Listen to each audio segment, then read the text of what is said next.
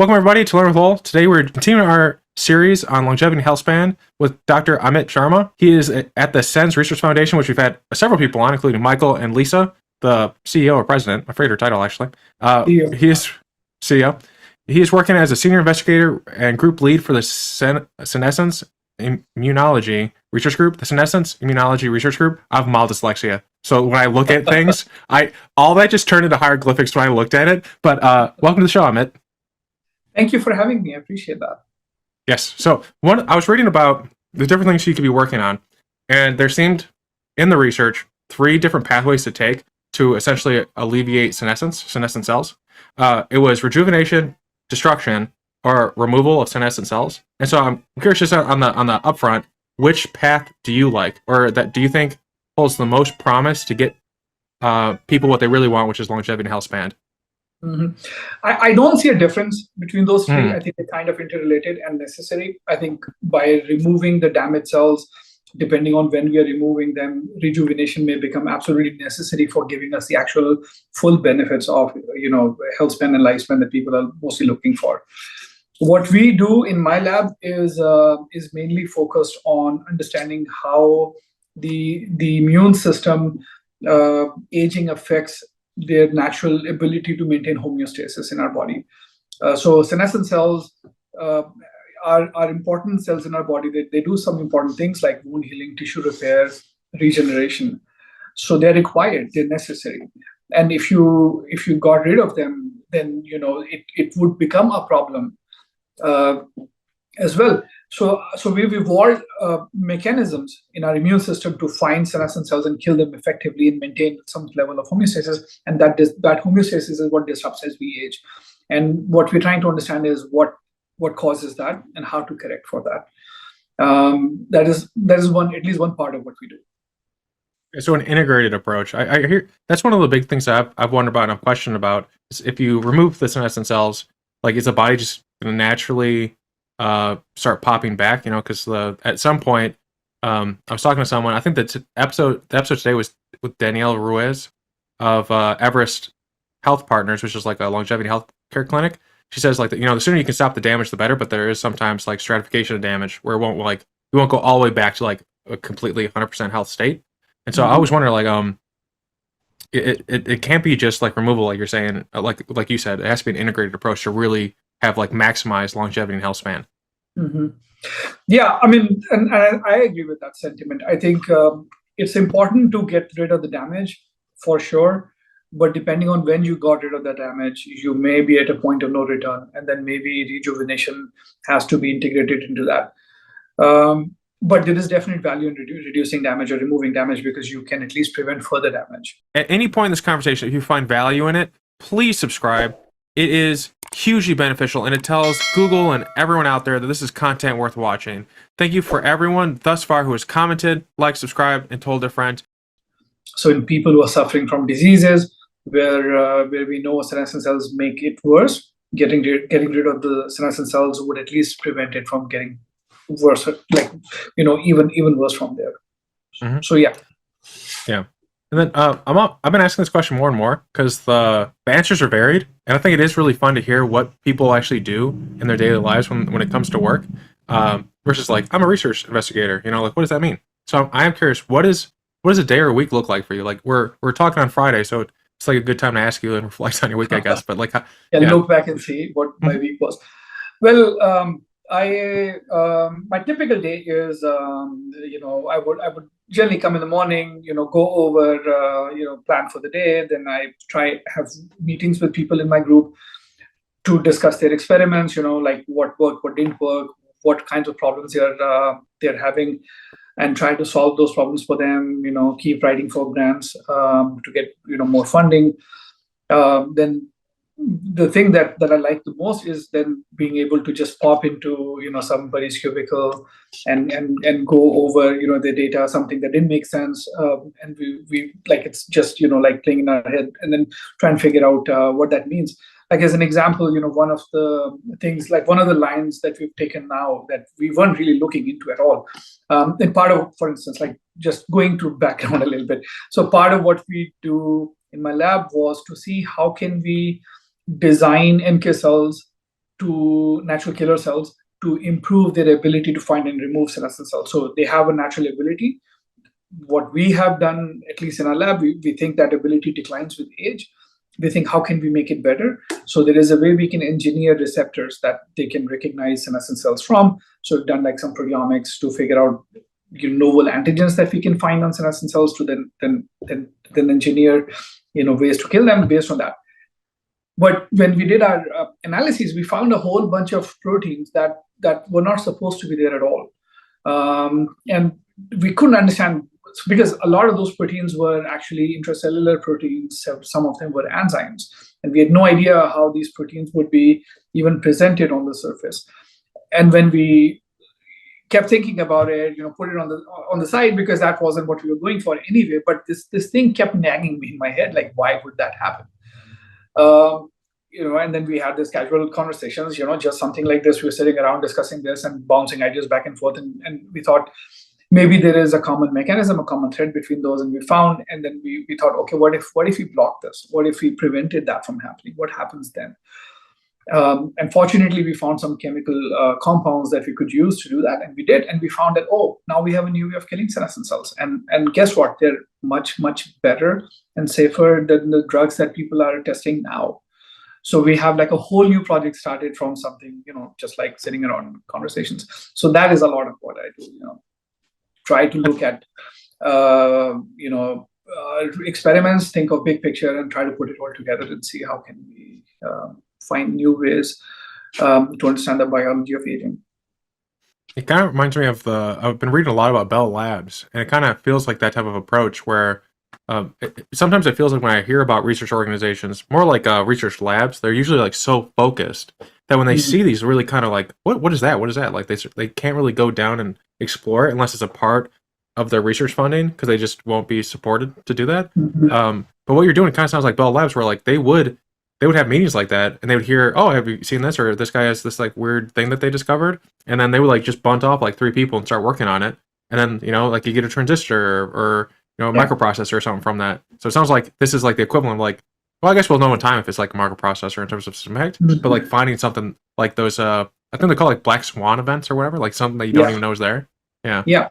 I mean, that's the beauty of this foundation, honestly. Like SENS Foundation, by removing the absolute need for us to find funding ourselves and giving us initial money to be able to do our projects, they freed us from that fear that we have to produce outcome like right away, and that allowed us to be a little bit more creative. And the culture has been like this all along, like from the very beginning. That don't worry about the timelines, worry about finding real solutions to the problem. If it is a longer timeline, then so be it. And that allowed us to think about problems creatively and come up with solutions that were a little bit high risk but possibly high reward. Is there I think culture foundation is important for fostering that kind of innovation. Is there something that you've wanted to work on but that's like too high risk for the reward, or are there things in your mind that are like, man, I can't wait till we get to the point where I can start working on that? Oh yeah, there are like lots of different projects that I have those in my mind. Yeah, I mean, there is a cost issue, and there is also a time issue. You have to finish some things that you've started so you can start some new things, things like that. Oh, I have lots of ideas like that. Yeah. I think Elon Musk said he can't turn it off. I think like when a lot of people message and they say like, how do I start thinking of ideas? And it seems like one suggestion I always give is like, just start noticing things in your environment that you can improve, like slightly. Like, what if you made your shoes out of a different material or whatever? Like, what would that do to like its functionality and longevity? Or like anything really. Like, what if you move the stop sign like a 50 feet forward or whatever? Like, how would that affect traffic? But it sounds like so the question I'm curious for you is like, can you shut it off? Like the innovation brain? Yeah, okay. No, I can't. I mean, I'm no Elon Musk. I'm not even close to this guy. I've been actually listening to his book by Walter Isaacson. Have you? Yes, I bought it. Yeah, it's right behind us. Yes, I have this. Amazing. You're the third person I've talked to this week is reading it too. Amazing. I mean, first of all, the guy is amazing author. Walter, written some really cool stuff before. I like his narrative style. And then Elon Musk itself, like, he's such an amazing, unbelievably inspiring person. of every one of his books. There you go. So yeah, I can't. I mean, what ends up happening with me, and I can do trouble with my wife a lot with this. Like, I have this chaotic way of thinking. I'm actually dyslexic too, so I have a very chaotic way of thinking about ideas, and I get into this like manic state where I'm constantly reading papers, writing stuff, planning stuff, and kind of a pain in the ass for my team as well. I keep throwing ideas at them all the time. And then there are these occasions, like I keep doing it for months, and then there will be like a couple of days when my mind is completely tired, and all I need to do, like I'll have to sleep for 12 hours or so to get over that exhaustion. But yeah, I don't think I get that at all. Yeah. But I was reading, and I don't know if this is true, so I'm curious to corroborate it with an anecdotal evidence of how you think. But I've read that people who are dyslexia, we think in 3D. Where like other people will think more in 2D. So do you think in 3D? I absolutely 100%. So I think in shapes. So when I'm thinking of a concept, I literally see a video in my head about So if I'm thinking of simple example like natural killer cells finding and killing senescent cells, I don't see a text. I see cells moving through our bloodstream, looking at that homing signal, like those chemokines that are produced from senescent cells, finding there, looking at the surface, looking at the activating inhibitor receptor density, and then killing them. So literally, I see a video in my head. Yeah. I think and I don't know if you probably would be able to relate to that. Is I think what I've found is often it has happened to me enough times where we would all be sitting around looking at the same piece of data, and I'm able to see something, and I tell people that, what about this? And they would say, oh yeah, that sounds pretty obvious, but nobody noticed it before. So only when you point it, and I've heard, so many times I've heard when I've come up with ideas to work on that, hey, I cannot believe that people haven't done this before or haven't tested this before. And then we go at literature, we find that it hasn't been done before, tested before. So that's been pretty much the history of and a part of it is, I think, my dyslexia. But that makes me really, really bad in math.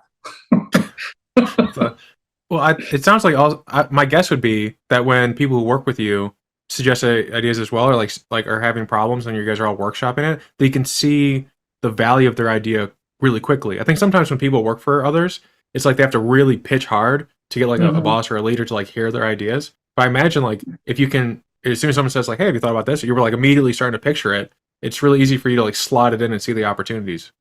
Yeah, and I really encourage that a lot. I think science is now, especially now, it's like a collective endeavor. One person can achieve anything. You have to work together with people. And the way I've like worked with my group is that there's no hierarchy. Everybody's the same. All ideas are good. Everything goes on the table.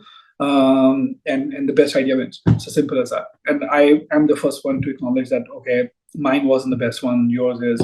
And I think people feel empowered by that. And then it opens up the room a lot for the kind of stuff that you're talking about. Yeah, it always surprised. Like, I guess it doesn't surprise me because I've seen it a lot. But like, it's so odd to me that people don't treat their teams that way. They're like, "No, I'm the boss. You guys do as I told." It's like, all right, if you're always telling them what to do, and they're only ever going to do what you tell them to do. But you don't want like, if you were in their position, I was thinking, like, how can I create? If I'm like working with someone or someone's working with me, if I talk to them, I want them to talk to them in a way where like I was on the receiving end. On my worst day, I would still like what I'm saying being spoken to. And so it's like, I wouldn't want to be, like you said, Lowell, you have to like, you are required to blah, blah, blah. I'd be like, hey, here's the structure, the problem we're having. What do you think about solving it? And let's work together and like doing that. Like that's like more intellectually fun. I think that my guess now is that, now I'm just thinking out loud, but I bet it's probably like that, like K through 12, trying to manufacture people for factories. It's probably because you have to like, just like do the assembly line. Those assembly lines are really kind of going away. And a lot of manufacturers now are like extremely skilled labor. So like, I was just thinking like, is there any place where that mentality is useful? Not even like the military doesn't just tell people what to do either. Like special forces people, they're like very much like that type of organization. Yeah. I actually, like, speaking of special forces, I actually, my leadership style is about this. Like this guy Simon Sinek wrote a book about. It's called Leaders Eat Last. Have you read it? So in that book, he talks about how the leadership, like traditional leadership, is the alpha male telling people what to do, leading from the front, all of that. he's kind of turned it around on his head. It said the leadership is the ability to give people confidence to be able to grow and express themselves and feel, more connected with the job they're doing, have like a sense of ownership of what they're doing. And the role of the leader is to give them messages or like stuff that I've learned from my experience that, hey, this may work, this may not work, or mostly take obstacles out of the way and let them succeed. That's the kind of leadership I tend to follow, or at least try to. Not all perfect, but that's how I feel. And I think once people have a sense of ownership of an idea, they're not just doing what you're telling them to do. They feel more involved in it. They think it's your vision is their vision, and it is. And then they are as invested in it as you are. Mm-hmm. That's at least what I've learned, with my experience in the way I've tried to manage my team here. It's very much like a startup mentality. Is there any desire at once some of this the research you've done has gotten to this certain point, like AminoSense, AdaptoSense, any of these ones that are out there, that at a certain point that you'd want to help spin it off, like just keep going with it? Or do you kind of like the idea that SENS allows you to just work on so many different projects? Like that's like the fun part. So that's an interesting question. So I have thought about this. We talked about this internally as well. I like the idea of like looking into the unknown, and pick up difficult problems and get it to a stage where like somebody could then move ahead and spin it out, and I'll help that person do it. And I keep encouraging my teammates, like if people are interested in starting something up, then they can continue.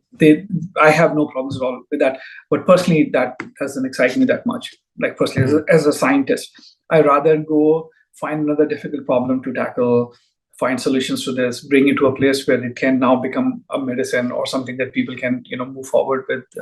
But yeah, it sounds like I don't know if you're familiar with Bob Langer. Most people are familiar with George Church, but it sounds like similar models to them, where Bob Langer, he's like a little bit more, I think he owns like 10% of Moderna. Like he's a little bit more hands-on, which is like good for him. But George Church is kind of like the guy who like, he supports the fellows or the PhDs underneath him, and then he like mentors them so they can spin out the different ideas. And he's like the hub that like the VIS has to like, draw on funding, and he gets to have his fun too. So it kind of seems like that. Yeah, and I'm also too like I'm a little too indisciplined to monetize things. So that's the other thing. That's a different like skill set that people need to be able to do that kind of work. I like the idea of like the chaos and thinking of different ideas at a given time. That's how my mind works the best. Like thinking of 5 or 6 different problems at a given time and like finding ways to connect them or figuring out that they don't. And things like that's what drives me. That's what excites me the most. Yeah, and I think I imagine it's also the problem set. So like in startups, there are a lot of like explosions everywhere, and you have to put out the fires, right? So it's similar to like having so many different things to work on. But I think what I'm hearing is that it's also the problem sets you enjoy. It's the science side of the problems that are going wrong. Yeah, or like the opportunism that's fun. Mm-hmm. Yeah, that's how it is for me. Yeah. How much just for you personally, how much was like mentorship? Because people always talk about mentors and getting advice and that type of thing. And you have a degree, so like there's a mentor somewhere in there. But how much did mentors influence you to get where you are now? And then I'm always wondering, was there advice in particular that helped you see that this was the right path for yourself? I mean, mentors are very, very important. I can name a few, from the very beginning. I mean, I grew up in India, did my PhD back there, and I have some very important teachers who played a very important role in my life. My father was an amazing inspiration for me growing up. Both my parents really but my father especially, he has like had a difficult childhood, and how he, overcome extreme abject poverty and got himself into medical school, became a doctor. He was very invested from the very beginning in letting me express myself, question everything. But I know, like from as long as I can remember, from a very, very early age, I only wanted to be a scientist. Like I remember that I still have stuff written down. My mom was showing me the other day stuff, that you write in school, like what you're going to be when you grow up, things like that. So I've always been driven by science, fascinated by science. There were people, teachers in my life, who gave me the confidence that this would be that I can do it. So it's absolutely essential that I was able to see this path, that this was there for me, and they were like important people in the process who were at the right place at the right time to let me get here. I think that's wild. Michael Levin is another person like yourself who like knew when he was like 8 that he wanted to, like, people who just like kind of know. I think it's just like such a special, like, that's such a rare thing. Or maybe it's like it's not rare and people just like need to like have a better sense of like listening to themselves depending on their environment. I don't know. I'm not a psychologist, but I do think it's awesome when people know they can keep going in that direction.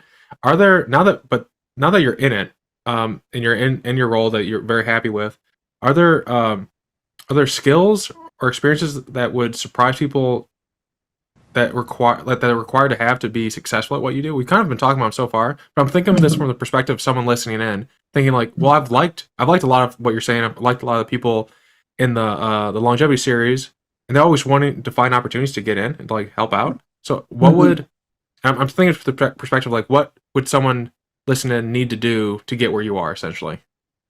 And what skills, that type of thing. Yeah, I mean, I think everybody is a scientist when we are born, right? And at some point in time, we slowly get less and less interested in looking at the unknown, but more interested. So I think keeping that childlike enthusiasm to find problems exciting and solving them is important for people to look into.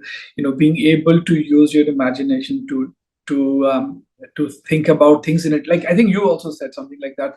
When you look at a problem and try to look at it from different point of views, what would happen if this, or what would happen if that, and not be fearful of asking those questions. Research is hard because there is a lot of failure. I mean, 90% of what we do ends up in a failure. Anybody will tell you who's doing this, she should be able to handle that well. And this is, I mean, I know it's not what you're asking. It's probably going to discourage a whole bunch of people, but maybe encourage a few. I keep, like, when a new person comes to my group, one of the things I tell them from my experience is like, look, there's not a whole lot of money. You will be spending a lot of time, doing your PhD, your postdoc, spending many hours in a research lab to solve, you do your experiments. Most of them wouldn't work. Your friends will make money, they will have like careers, families and everything, and you would still be in a lab doing stuff. And there will be doubt, a lot of it in your mind, whether you've done the right thing or not. And then you probably will have to make decisions on this. But end of the day, when you are able to make that discovery, that new thing that you found that nobody else on the entire planet, in the entire sum total of humanity has ever found, you've got this knowledge that you're adding to our like collective knowledge. That feeling of the only person who knows this one thing about the nature that nobody else does, that is the most amazing feeling. There's nothing else that tops that. And if you can tap into that feeling of that you get by doing the work we do, that is the most fulfilling profession. I've always come to work full of excitement and enthusiasm because every day is exciting, So I don't know who said that, but somebody very famous said this, like, if you absolutely enjoy doing what you do for a living, then you'd never work for a living or your whole life, Yeah, and I think also I think sometimes people think that they look at the other people doing X, Y, and Z, and they think, oh, their lives are better, right? But I bet I feel like you walked in that person's shoes, like, you wouldn't like it either. Like the people doing all the things they have to do to have that different lifestyle than you have. At the same time, it's like you don't get to take any of this stuff with you. Like, you only get the experiences and what you do today. So at a certain point, it's like how much more do you really need in life? Like if you have stuff that's fulfilling, if you have a family, etc., like you basically have it's like I think someone made this joke where like Bill Gates essentially like won the video game, is now just doing side quests. Like he's just having fun. It's just kind of like that, like you won the game at that point, and now you just enjoy it and like live it. Yeah. And then you can find side quests like Bill Gates, traveling or whatever that may be. I'm curious. And we may have mentioned it earlier, but Are there is there a project at SENS that you're really proud of, or that you that is more of the past, like something that you've done or that SENS has done while you work there that you're like that you don't normally get to talk about? Because there's a lot of stuff, like especially if you come in every day excited. I bet there's like tons of stuff that just like no one ever gets to hear or see. I mean, you mean at like the work that I was directly involved in, or something that I was around and Sense was doing that kind of work? Is that I'm just Yeah, trying yeah. to. Well, I meant you specifically, but now I'm curious what if there's something to purchase in general. Yeah, I mean, the idea of Sense itself is amazing if you think about it, like the strategies of engineering negligible senescence. I mean, the idea of looking at aging in a way where you have found out these 7 different kinds of damages that are accumulating, and if you really break it down, then a lot of those could be tackled, could be changed. When this idea was initially proposed, there was a lot of pushback. People did not buy into it, but now it has kind of become mainstream to a great degree. I'm very proud of being associated with a foundation like that. Regarding the work personally that we're involved in, so recently this approach that I was talking about, like a novel vulnerability of senescent cells, being able to target them by messing with the ability of senescent cells to repair themselves. We're doing some in vivo experiments right now. Some mouse data should be coming soon, and we would communicate this paper out pretty soon. I'm very, very proud of that. I think previously we've done some work where we found that actually iron is the senescent cells accumulate a lot of iron, and their inability to handle that much iron can be used as a way to kill them. So up until a few years ago, we only knew one way of killing senescent cells. We would lower the genes that are allowing them to survive apoptosis, not undergo apoptosis, and that's the only way we were killing them. In my lab, we've found now 2 different ways in addition to that we could use to kill them. So I'm very proud of that. Why do they hoard iron? I think Michael Ray and I may have discussed this as well, because we talked about iron in that episode. Like, why are they so hoarders of iron? So all of the cells in our body are. Okay. Some more than the other.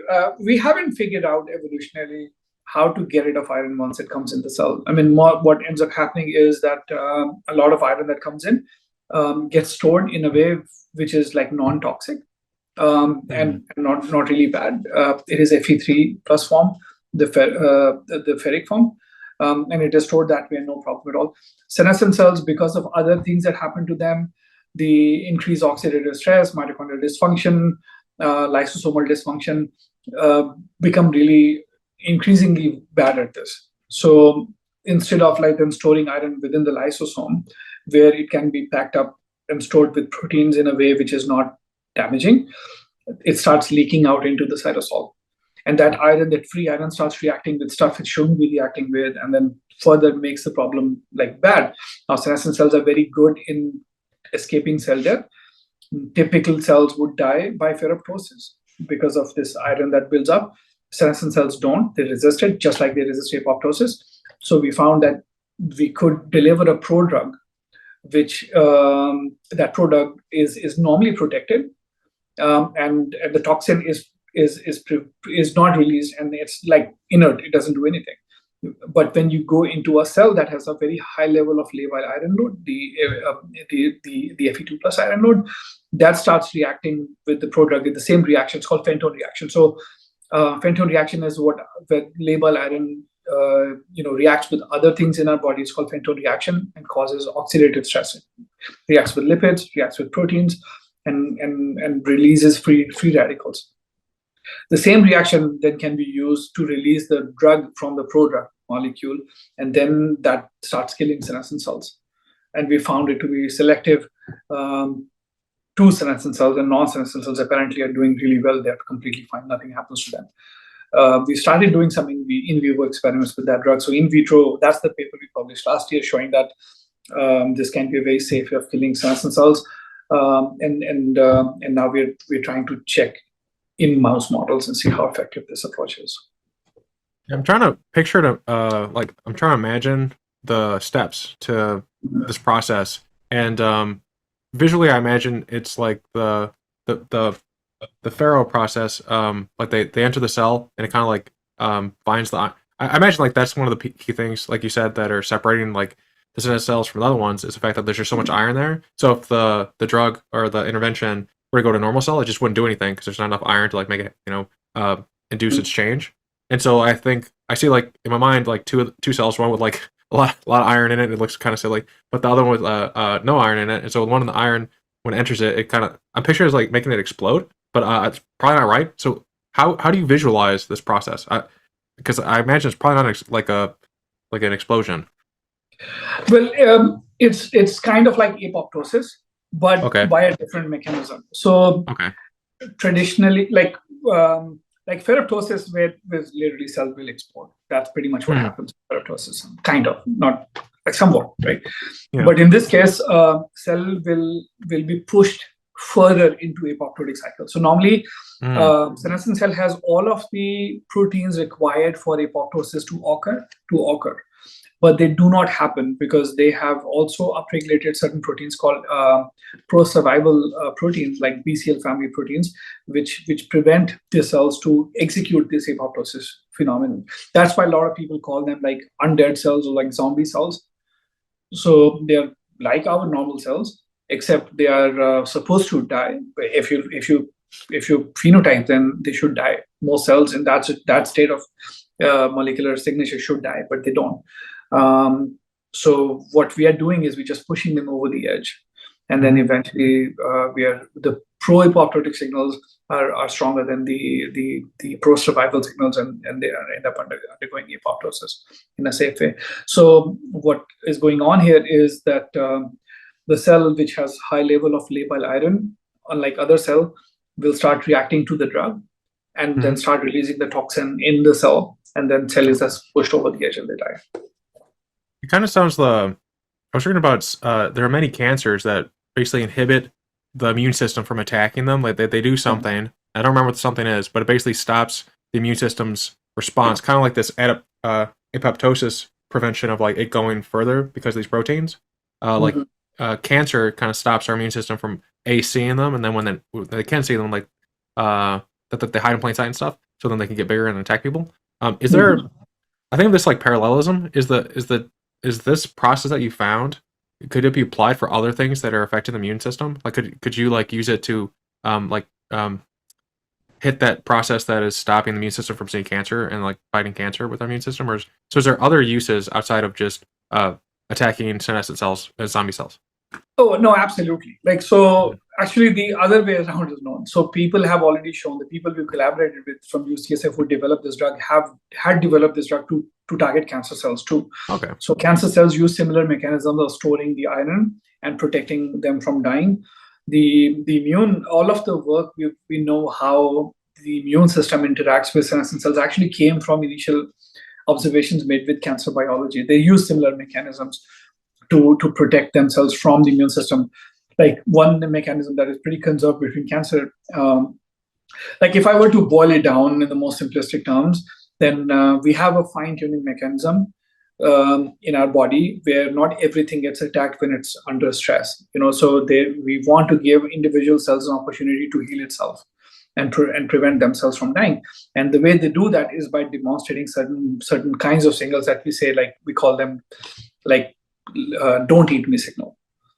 So an immune cell, whenever it looks at the target cell, it tries to scan the surface and figure out if there are more eat me signal or don't eat me signals. And depending on the relative density, it decides whether to kill a cell or not. Cancer cell and senescent cell has figured out how to hijack that system. And even though they should be removed, they have figured out how to tell the immune system that I'm trying to repair, don't get rid of me just yet. That's pretty much what ends up happening. And by understanding that process, by messing with that process, we can enhance the killing. The problem is, though, there are other cells in our body where that signal is necessary for preventing us from attacking and killing them.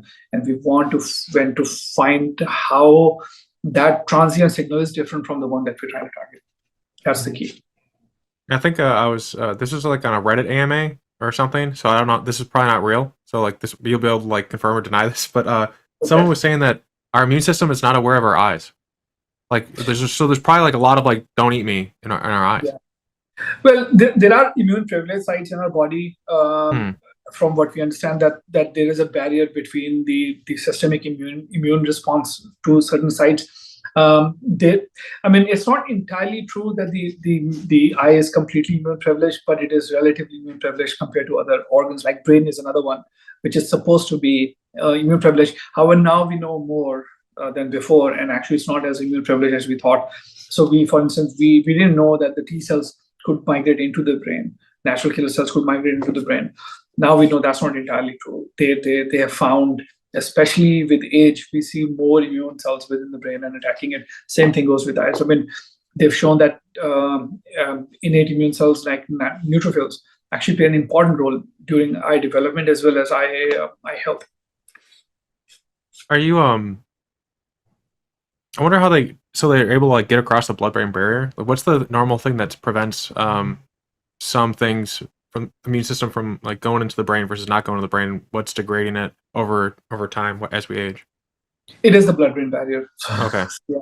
So that is what changes when we age, and that disruption is what opens up. Then also there are like resident immune cells within the brain that plays an important role. I'm not talking about microglia and astrocytes. I'm talking about natural killer cells. There are natural killer cells that do reside in like, for instance, dentate iris. Some people say these natural killer cells actually migrate from systemic circulation into the brain and then reside there. There is evidence to that. Yeah, but most of the T cells that migrate into the brain are because of the disruption in blood-brain barrier. Do T cells cause inflammation? Because I know Alzheimer's and neurodegenerative disorders, like there's usually some inflammation with it as well, and that's usually when you're older. So I'm wondering if like all these like kind of like commingling, like a. Yeah, like everything in immunology, this is a complicated question to answer.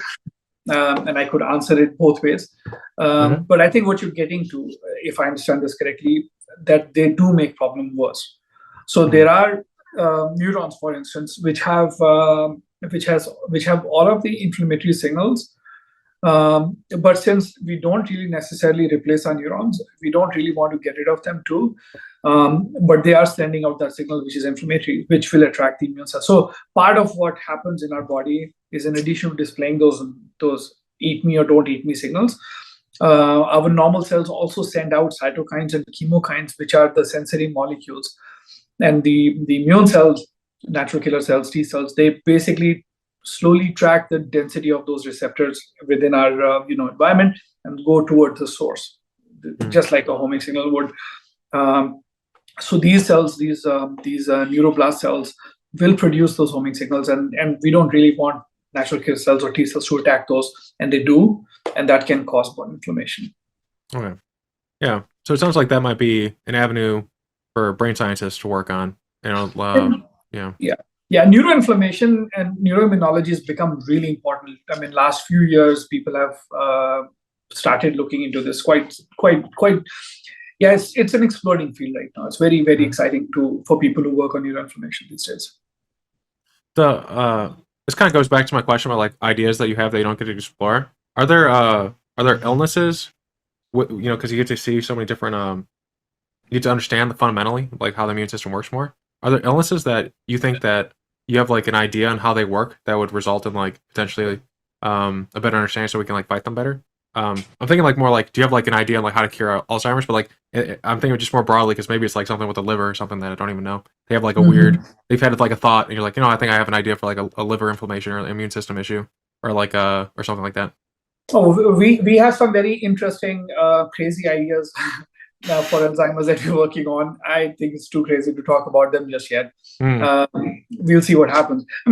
Pretty straightforward, really. Like we think we can engineer antibodies to not only bind to oligomeric tau, which is what causes, in my opinion, like pathology, Alzheimer pathology.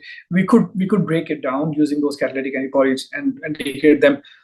We are at very, very early stage, and there are a lot of roadblocks in front of us. We are literally right now like testing the primary hypothesis to see if it is even possible. But that is something we're interested in working on. Another problem that I really don't know, like I would like to get into, but I haven't gotten into, is as we age, people tend to make a lot of autoantibodies, self-reactive antibodies. Most of them don't really do anything. Apparently, nothing obvious. But the kinds of antibodies we produce as we age goes up more and more. I'm very interested in understanding how that affects our aging process per se. And the effects would be more systemic because of the fact that these antibodies are there in our circulation, and those antigens shouldn't typically be observed. So I'm very interested in looking into that at some point in time in my career. Yeah. I know you mentioned earlier that math isn't something you enjoy as much as other things. So like this might be just a no. But have you ever like sat down, thought about all your ideas, and like structured out like how much it would cost if you were like to write a check, like ask the government to write a check, like how many zeros or whatever it would take to like do all your ideas, like have the staff just have like a giant like Amit Center where we just like explore your ideas. How much that would cost? That would be an interesting center. I mean, I don't know. Yeah, that'd be a fun experiment though to like math that out. It would be, and I think Lisa, if she hears this, will tell me that I should know this. I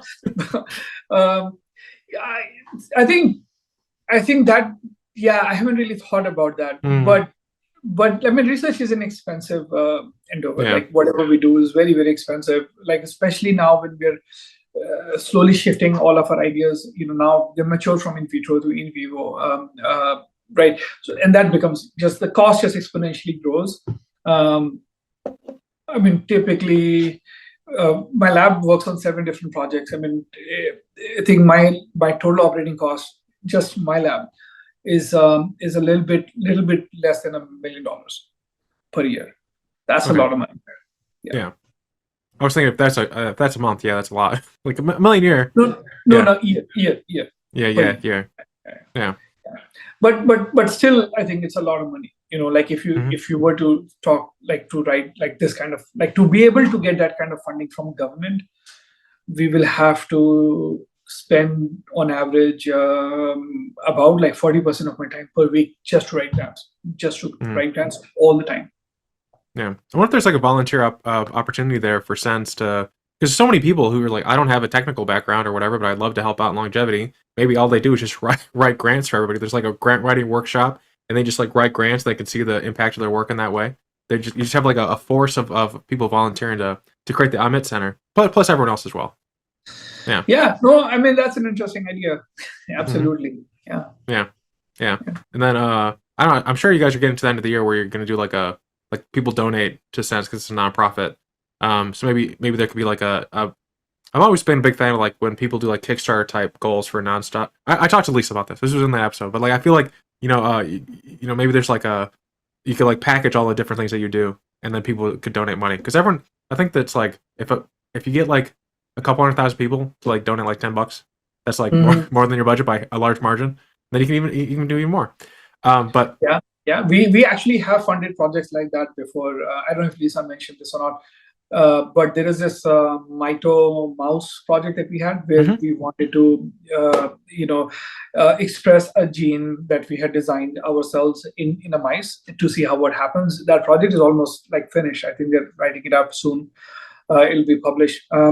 That was done basically just exactly the way you described. People were told like this is what we want money for. They were able to give us money, and the MitoSense group used it really well, and the results will be showing pretty soon. We've talked about that, like, right? So the one version of what you're saying we did last year was we asked people to vote what strand of SENS would you fund if you were given the free hand, and then we would like call out proposals based on that. So we've done stuff like that. Yeah. I've been in the back of my head because I've talked to so many people at SENS. I've been working on like a framework to see if like is it possible to raise $10 million as like a large goal, because I think that that would probably result in a lot of things.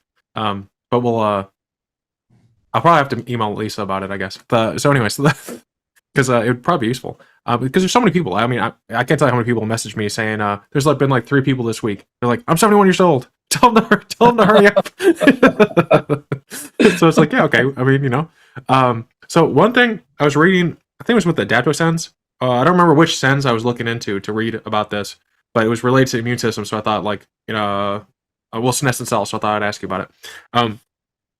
Cells also become dysfunctional with age due to the reactivation of the suppressed remains of ancient infections lurking in our genomes. I think it's like under reactivated retrotransposons. Yeah, Like ancient infections. I thought that was like a wild idea. There are ancient infections hiding in our genome. absolutely. And Wow. Andrei Gudkov, I think he's, I can't remember where he's from right now, but he's working on that. That's what they do, essentially. They are looking at the reactivation. So a lot of our genome is just that, like retroposons that have been silenced. And what they're saying is that there is reactivation of the genome or those genes within the genome, and that may be contributing to inflammation from within the cell. And Andre thinks that in addition to senescent cells, the reactivation of retroposons would be possibly contributing to activation of this. We have this ancient immune system within the cell.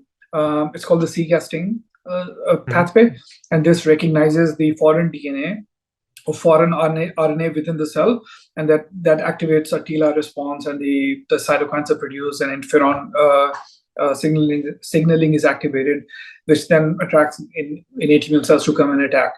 Now, in this case, you will be attacking cells that have an inflammatory response, but you don't really want the immune system to come and attack. And then the cytokines that are produced by these cells can also cause a systemic inflammation, sometimes often called sterile inflammation. So you don't really have an infection, but your body assumes it is, because you've produced those kinds of cytokines in our body quite significantly.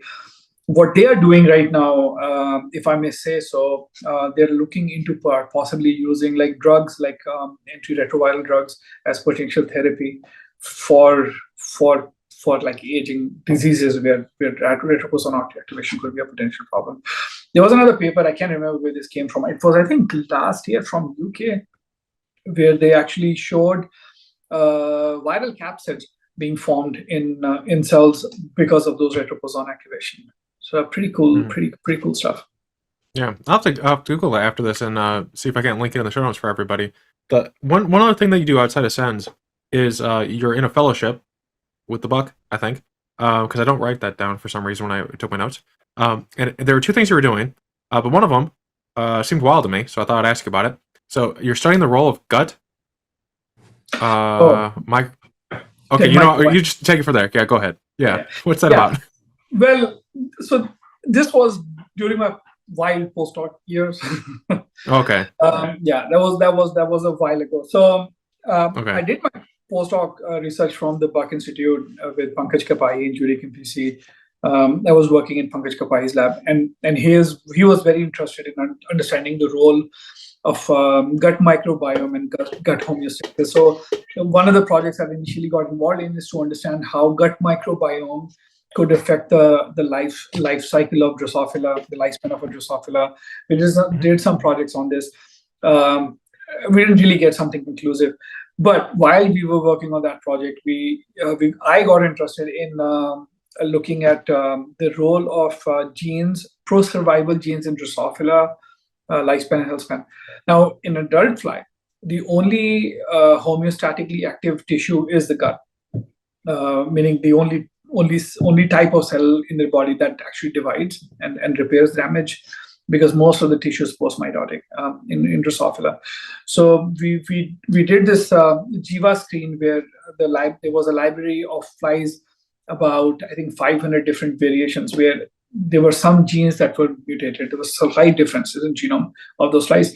So when we radiated those adult flies, we found some mutations were protective in nature. Then they did a bioinformatics analysis and found like some genes that were involved in stem cell function and repair.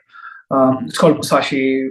We then showed that we messed with Musashi. We were able to manipulate repair response in the gut in Drosophila and adult fly, and were able to extend lifespan. There's another one that we found that it's a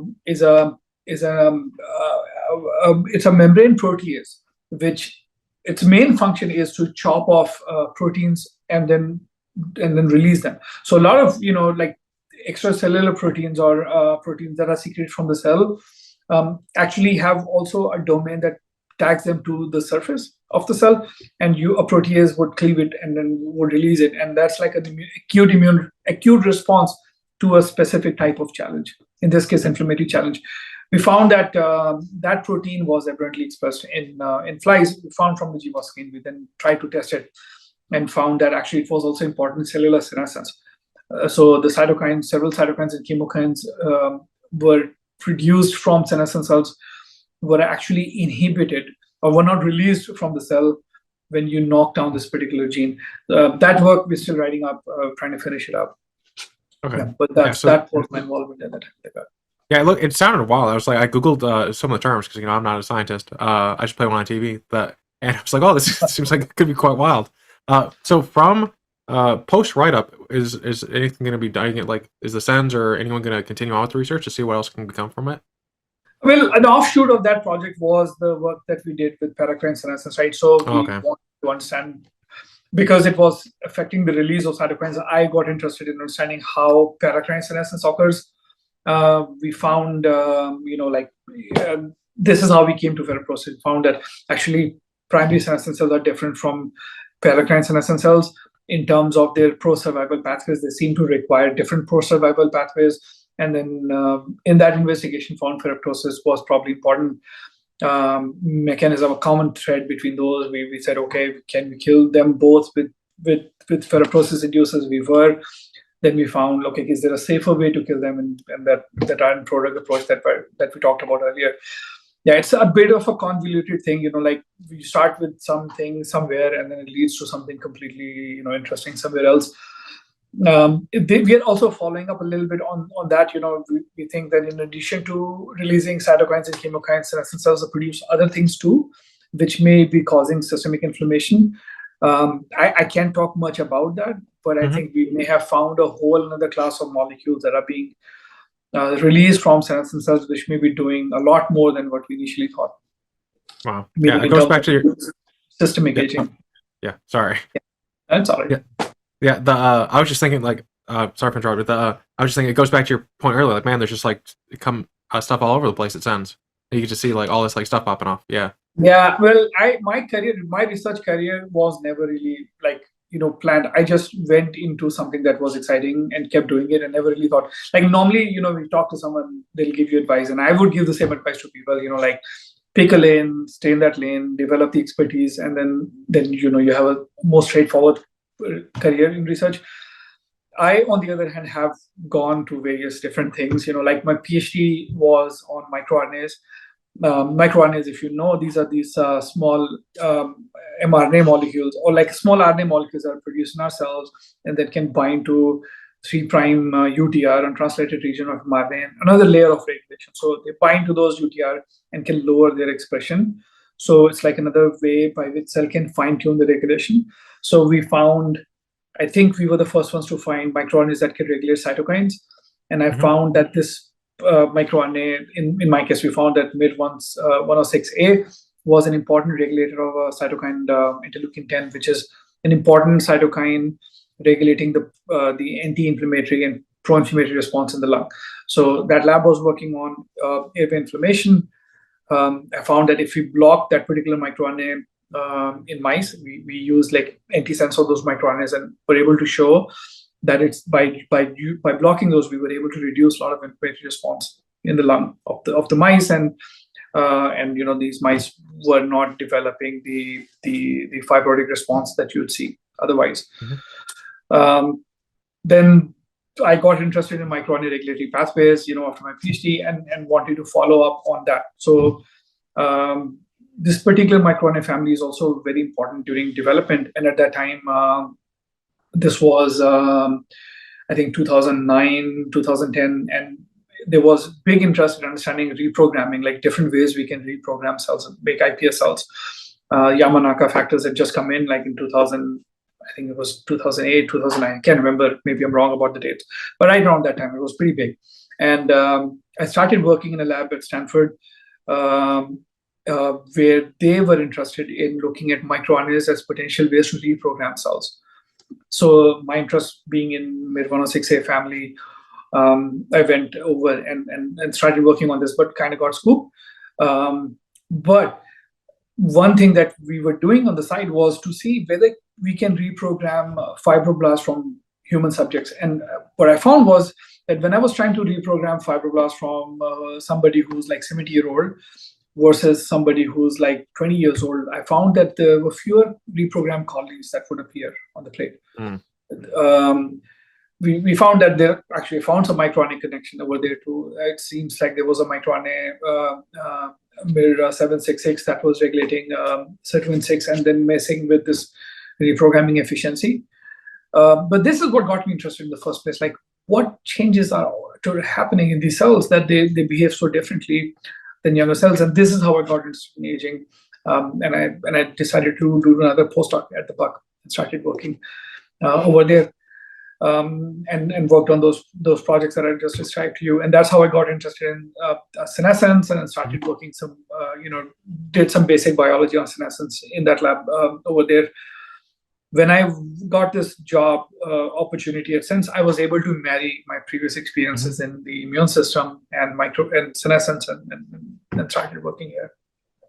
Yeah, you never know how things are going to come together. It's like only in hindsight do you see like the line kind of connecting up, which kind of sucks in the moment if you're like really trying to figure out where you're supposed to go. It's like, well, I don't have the line to draw the pattern from. It's like you just gotta. I think the big takeaway I took from what you were saying is like you really just kept following what was really interesting to you.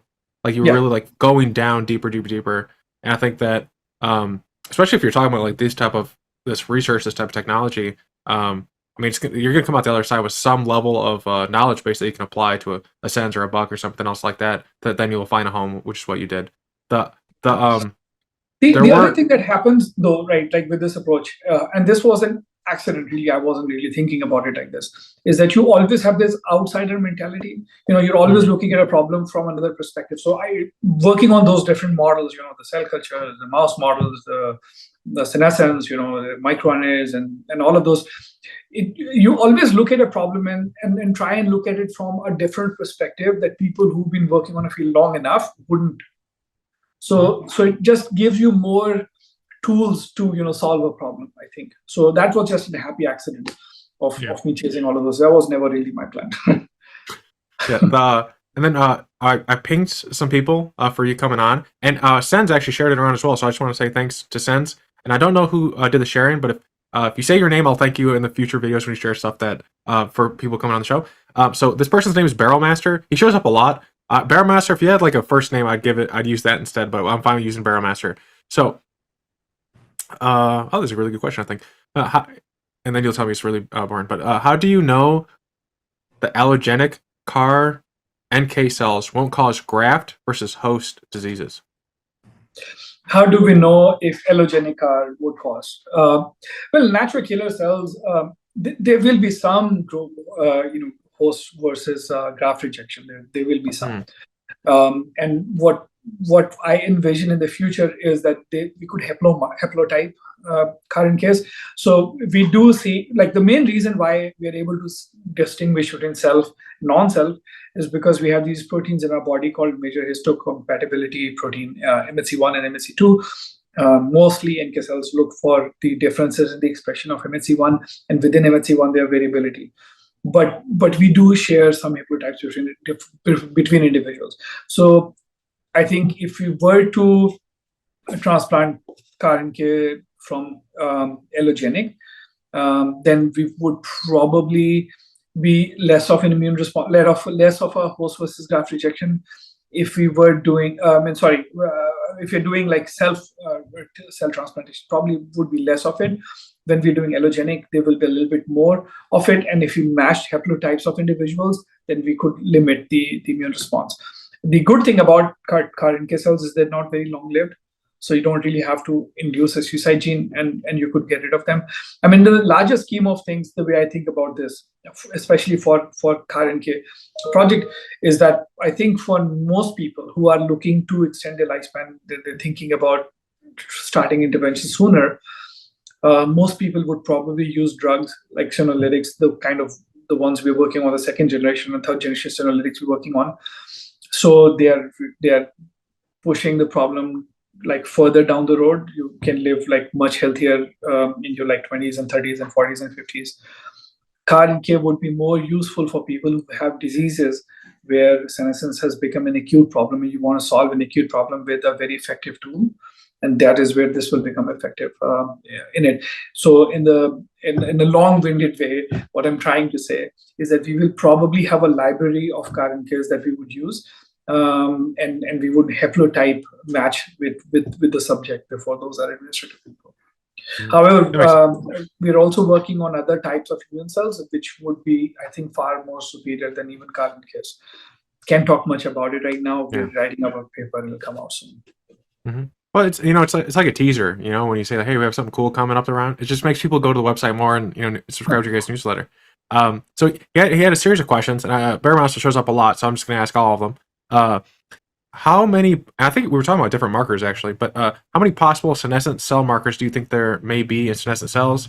Do you see being able to target, say, 70% of senescent cells with just, say, 10 markers? I think it's like one of those like 80-20 principles, like can you hit 80% of the results with like 20%? Yeah, so that's a harder question to answer, and math has never been my strong suit. But I think the challenge is that senescent cells are so like normal cells in our body that it has been a challenge to find something which is unique to senescent cells, right? A cancer cell is an advantage. When we're trying to target cancer cells on CAR-T, there is an advantage we have where individual cancer cells have mutations, which can then allow presentation of novel antigens, neoantigens that are unique to that cancer, right? So you can design CAR-T towards that cancer and make it a little bit more specific. Senescent cells, because they're healthy cells, they just have a phenotype. They're normal cells, they just have a phenotype which is slightly different.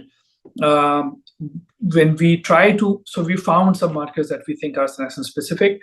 We still have to perform safety profile to make sure that those markers are not transiently expressed in other tissue, which possibly, maybe. Like, remember we were talking about these proteins that we found that we're targeting, like we found there were these like repair proteins that were expressing in the cells. When we mess with that repair process, they die. Some of those markers we're also developing CAR therapies for, or using them as senescence markers. The problem is there are normal cells in our body that use the exact same repair process too, but the expression of those proteins may be a lot more transient than what we see in senescent cells. So there may still be some room to target them.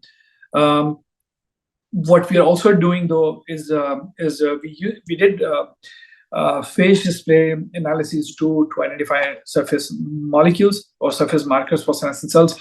Now, in this case, we found peptides that bind to motifs on senescent cells, not specific proteins, but motifs, which is more likely to be more universal than individual markers. So I think the question was that every senescent cell is different depending on what, like endothelial cell that once it becomes senescent would be different than, say, a fibroblast or like an epithelial cell. So how likely is it that a marker would be expressed in all of those cell types? That's really essentially the question. So if you found that more than, say, a marker which is unique to fibroblast when they become senescent would be different. So if you combine those, would you be able to target them all? That essentially is the question. I think the answer is that we may have to find as common list of unique markers that we could find and then target them based on that. It's hard to say at this point in time, in a mathematical terms, what that would look like. Mm-hmm. And then I think the last question from Barrel Master today will be: how far do you think you are from an IND application? I don't know what IND is, so maybe I have to. Oh, so this is the kind of application you're submitting before you start a clinical trial. Okay. So I would say that I'm always going to err on the side of caution. Mm-hmm. So not that far.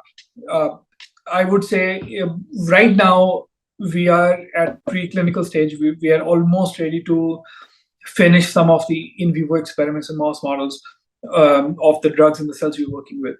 The good thing is that everything we're working on is the drugs that we're working on, for instance, are already, like safe for human consumption. They've been safe for human consumption for other things.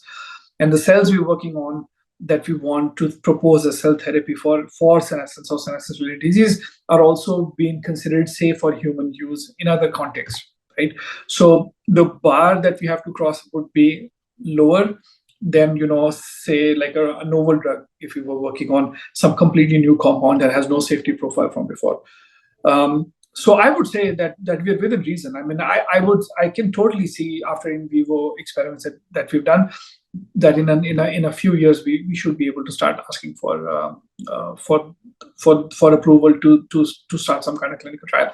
Again, a lot of it depends on how good those data are, how solid those data are. What I like to do is to not just focus on one model of a disease or one type of cell. I want to test my ideas in different models, so we get more confidence that it is robust and it's more useful. That's what we will be doing. But the path is pretty straightforward once we are sure that in at least in the labs these are safe things to work with. Mm-hmm. It's it seems like they had a last question that was buried in here.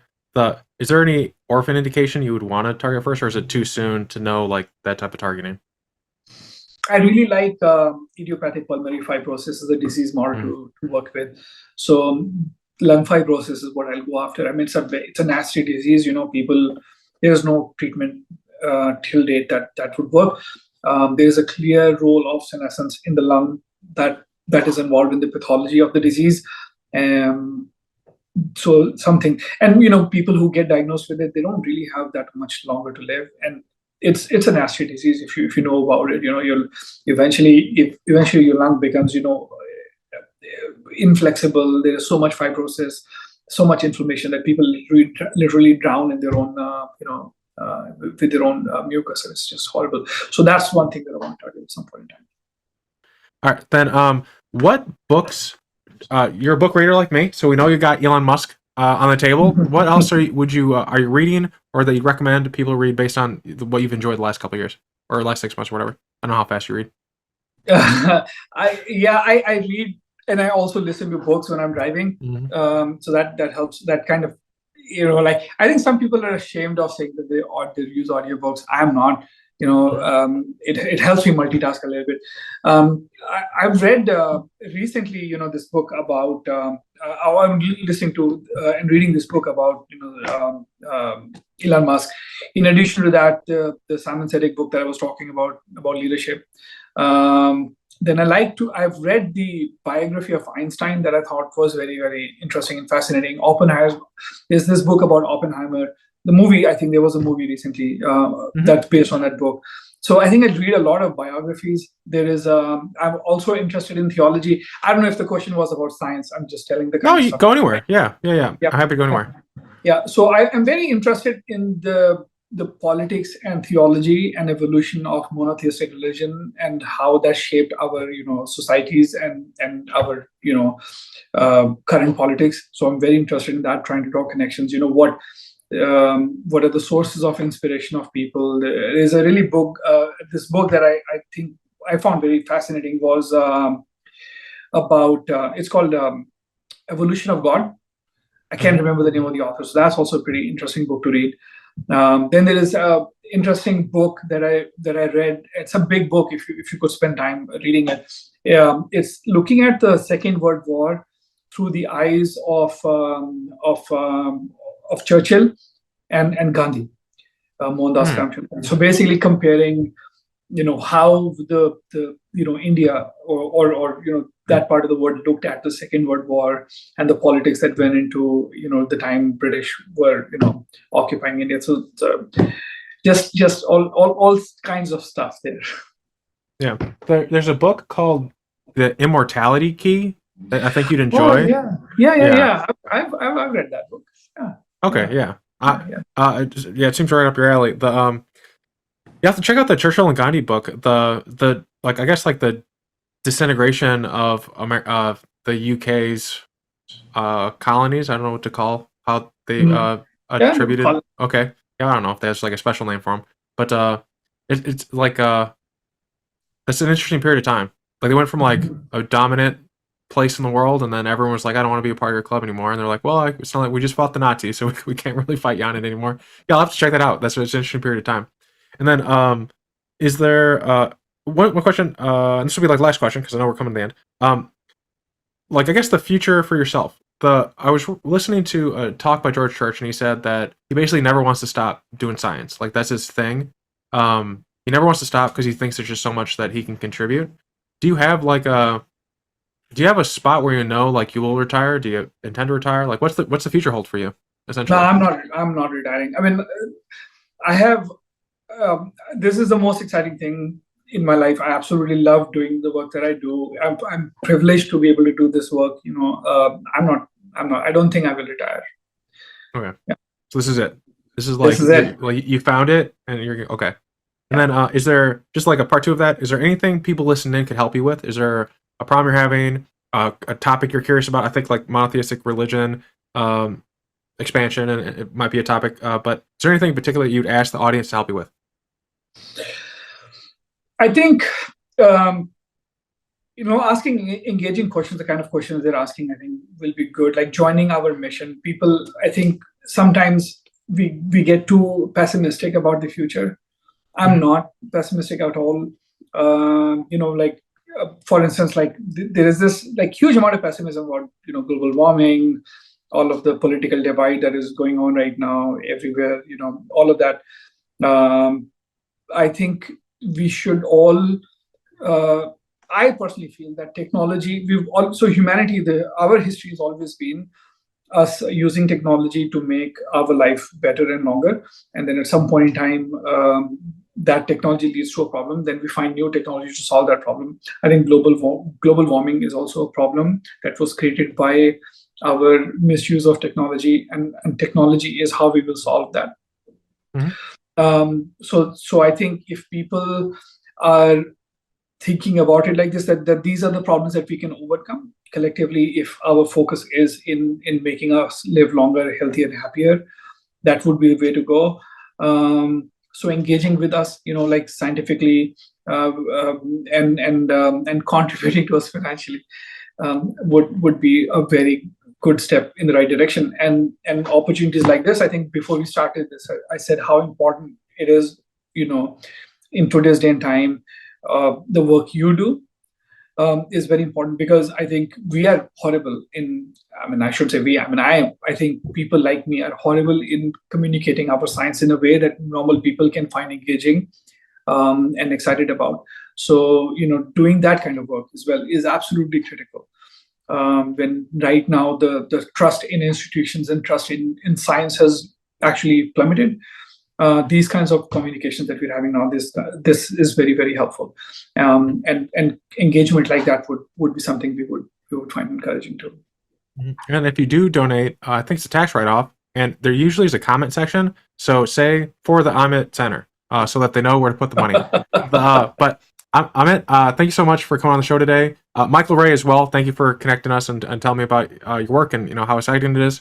But Amit, thanks for coming on. And just a special note, Amit and I are introverts, so like this comment, like, oh, we're not, getting better at communicating. Like it's hard to do this type of work as well. So I really appreciate you coming on today. Thank you so much for giving me time, and thank you so much for giving me the exposure, that this will give us. And yeah, absolutely. Thanks for everything. Take care.